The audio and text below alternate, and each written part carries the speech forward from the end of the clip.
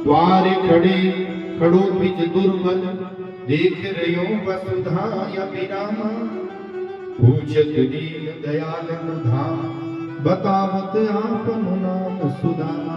प्रभु फटी हुई धोती है, दुबला शरीर है, झुर्रियां पड़ी हुई है, निर्धन लग रहा है। नाम पूछा गया तो सुदामा बता रहा है। और जैसे ही सुदामा नाम सुना कि भगवान सहसा तोड़ पड़े, इतनी तीव्र गति से दौड़े भगवान के एक साथ में चरचर सतसत पेड़ी लांघते हुए द्वार के बाहर पहुंचे तो सुदामा को देखते ही हृदय से लगा लिया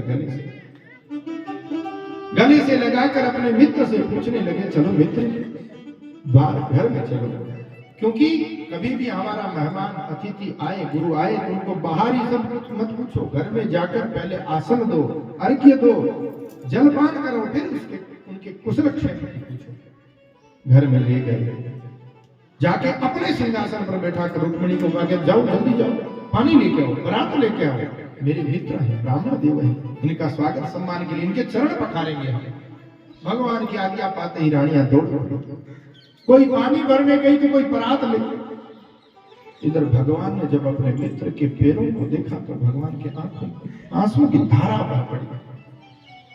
ऐसे बिहाल बिवाइन ते पग कंटक जाल गणे पुनि जोई, हाय महादुख पायु सखा तुम आए किते दिन खोए।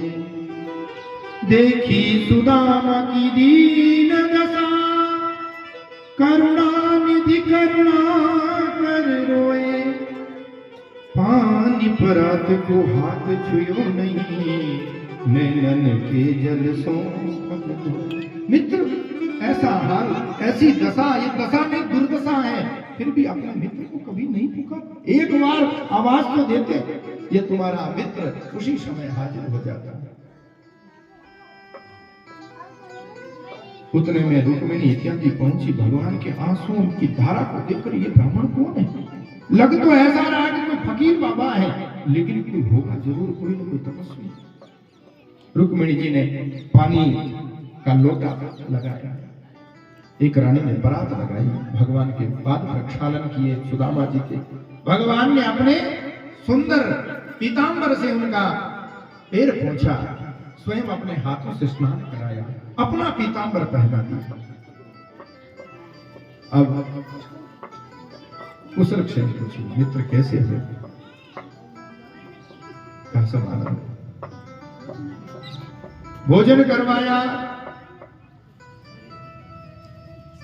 अब बताओ भैया तुमने विवाह किया कि नहीं किया? सुदामा जी से पूछ रहे ठाकुर जी, शादी की कि नहीं की? तुम बचपन से बड़े वैरागी थे। कहा मित्र शादी करना तो नहीं चाहता था, लेकिन घर वालों ने जबरदस्ती कर लिया। अच्छा, भाभी जी का क्या नाम है? सुशीला, बड़ा प्यारा नाम। तो बताओ भाभी जी को कभी मेरी बात बताई कि नहीं बताई? अरे मित्र, आज भाभी ने ही मुझे भेजा है। अच्छा, तो मेरा स्वभाव तो वो अच्छी तरह से जानती है। हाँ, तो बताओ मेरे लिए क्या भेजा? मारे खतर कहीं भेजियो, बात चीज दे दो। सुदामा जी ने कहा पोल खोलेगा। केवल कृष्ण के सामने की बात होती तो मैं पोटली तुरंत दे देता, लेकिन रानियां कितने कितने घराने से आई है, कोई राजा की बेटी, कोई मंत्री की, संतरी की, जंत्री की बेटी आई, क्या सोचेगी कि फकीर इनका दोस्त है। इसलिए मैं इनकी बेइज्जती नहीं करूंगा, ये भक्त की पहचान है। अपनी बेइज्जती स्वीकार है, लेकिन ठाकुर जी की बेइज्जती, अपने स्वामी की बेइज्जती न हो, इसलिए पोटली को खाट में दबाए। बात दूसरी खोल रहे हैं। अरे मित्र याद है गुरु जी कितना लाड दुलार रखते थे, गुरु माता बड़ा स्नेह रखती थी, खाने को क्या क्या चीजें देती थी। एक बार जंगल में गए, कितनी भयंकर ठंड थी, कितनी बरसात थी। भगवान ने कहा मुझे सब पता है, जब गए थे ना तो गुरु माता ने चने दिए थे, तुमने अकेले में चाव लिए। मैंने कहा मुझे दो, क्या है? कहने नहीं, बरसात के कारण सर्दी में दांत कड़कड़ा रहे हैं, मुझे याद है। आगे चना गुरु मात दिए, दे लिए तुम चाबी हमें ना ही दी। कोई अकेले खाए तो अब क्या भाभी जी ने दिया वो भी खुद ही खाओगे क्या? बताओ क्या? जबरदस्ती भगवान ने छीन ली चावल की पोटली।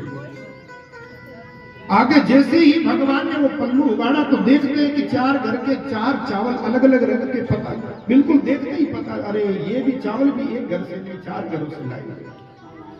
भगवान के अश्रु की धारा बह पड़ी। भगवान ने एक रोटी लेके मुख में लिया, एक लोक की संपत्ति का दान, दूसरा मुख लिया स्वर्ग इत्यादि में भी आनंद, परलोक भी आनंद, तीसरी मुट्ठी में जैसे ही भगवान ने लेने लगे तो समय रुक्मिणी जी ने हाथ पकड़ दिया। हाथ गहे प्रभु को कमला, कहे नाथ कहा तुम चित्तधारी। भगवान आपका ध्यान किधर है? हमें भी दासी रूप में भेज दोगे क्या? हमें तो आपकी सेवा में रहने दो। भगवान कहते तुमने अच्छा नहीं किया लक्ष्मी, क्यों रस में विष पान कियो, अब और न खान दियो यक भंका। लोग कहते हैं मित्र दुखी, हरि मित्र दुखी, मैं सहन नहीं कर सकता, मेरा मित्र किसी भी काल में दुखी न हो। और संदेश भाभी जी का क्या है? भाभी जी संदेश भेजती है, वो कहती है 1 मास 2 पाख में 2 एकादशी होई, मेरे घर गोपाल नित्य एकादशी हो। सुशीला का संदेश यह है कि प्रभु 1 महीने में 2 11 होती है, हमारे घर तो हर दिन 11। जब भी बच्चों को भूख लगती है, बच्चे कहते हैं माँ खाना, तो बेटा आज 11 से आज खाना नहीं खाता क्योंकि घर में नहीं। तो भगवान कहते हैं होनी थी सो हो गई, अब काहू न होई, भाभी तेरे भवन में नित्य द्वादशी हो। अब 11 सारा हुई कौन? 12 अब तुम्हारे भवन में कभी भी एकादशी भूखा नहीं रहना पड़ेगा, चिंता मत करो, भरपूर। लेकिन सामने कुछ नहीं दिया, सामने प्रत्यक्ष में कुछ भी नहीं दिया। सुदामा जी जब जाने लगे ना, मित्र अब जा रहा है, कहा भैया ये पीतांबर आपने पहन रखा ना, ये मेरा है। आपने जो धोती पहनी है ना सुंदर सुंदर, ये मेरी है। सुदामा जी ने कहा इतना कंजूस, पीतांबर भी खुलवा रहा है। सुदामा जी ने अपनी फटी पुरानी धोती पहन ली, मित्र से आज्ञा ली। जब नगर पहुंचे तो देखते हैं कि वहां पर झोपड़ी थी, वही बिकाई कर गई। मन में सोचा उधर उसने पीतांबर उतरा लिया और यहाँ किसी ने झोपड़ी ले गया। बड़ा स्वर्ण का महल, मंदिर देख सुदामा। एक से पूछा भैया ये किसकी नगरी है भाई, किसका भवन है? कि सुदामा जी का। सोचा सुदामा नाम का कोई सेठ होगा, पैसा वाला। कहाँ गए हैं? द्वारका। द्वारका तो मैं गया, हो सकते हैं बड़े धनाढ्य लोग होते हैं, सवेरे जाते होंगे शाम को आ जाते होंगे। उतने में सुशीला की नजर पड़ी कि स्वामी आ गए, सुंदर श्रृंगार करके, मंगल कलश लेके, मंगल गान करती हुई सखियों के साथ में, देवांगनाओं के साथ में जब सुशीला पहुंची, सुदामा जी ने कहा दूर से सेठानी जी, दूर से। सुशीला जी के कहीं हो क्यों थाने, मैं सुशीला। अरे सुशीला तूने ऐसे कपड़े?